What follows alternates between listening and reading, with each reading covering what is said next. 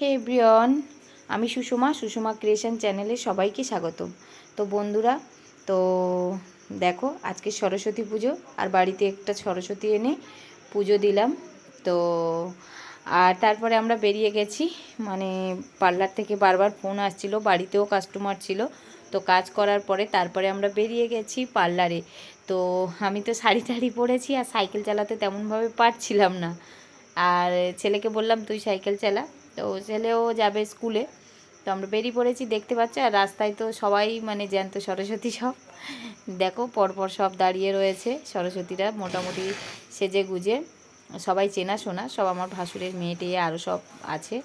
তো ওরা সবাই যাচ্ছিল, আর রাস্তার মধ্যে দেখা হয়েছে। আর এদিকে তো আমার বারবার ফোন আসছে, সব ক্লায়েন্টরা এসে দাঁড়িয়ে আছে, বারবার ফোন আসছে আমার। তো আমি ঝটপট করছিলাম যে কত তাড়াতাড়ি গিয়ে পৌঁছাতে পারবো, এবং দোকানে গিয়ে একটু মানে আমার পার্লারে গিয়ে একটু পুজো দেব। তো এখন প্রায় পার্লারের কাছাকাছি চলে এসেছি।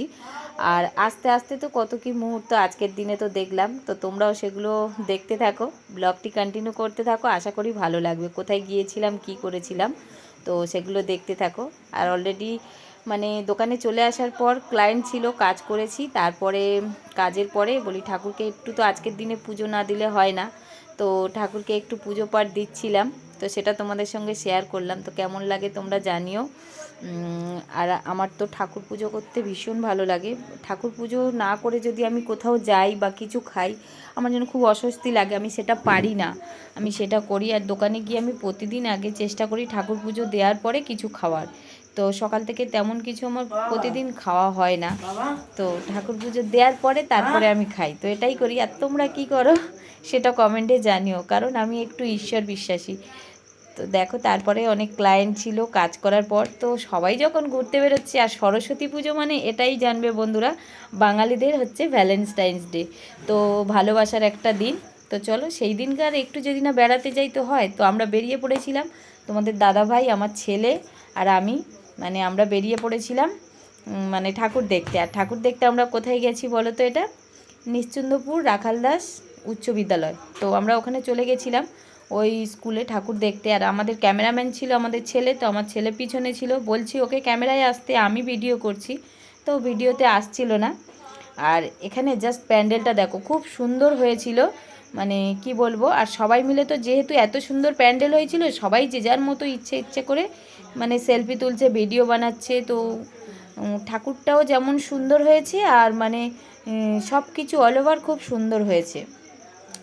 আর তারপরে দেখো মজার ব্যাপার, সবাই খেতে বসে গেছে। আর আমারও ভীষণ খিদে পেয়েছিল, সকাল থেকে কিছু খাইনি প্রসাদ ছাড়া। তো প্রায় 2টো বেজে গেছিলো, তাই খেতে বসে পড়েছি। আর আজকের তো বিনা নিমন্ত্রণে আমরা খাই। তো তোমরা কি এরম বিনা নিমন্ত্রণে খাও? তো সেটা কমেন্ট করে জানিয়ে যাবে।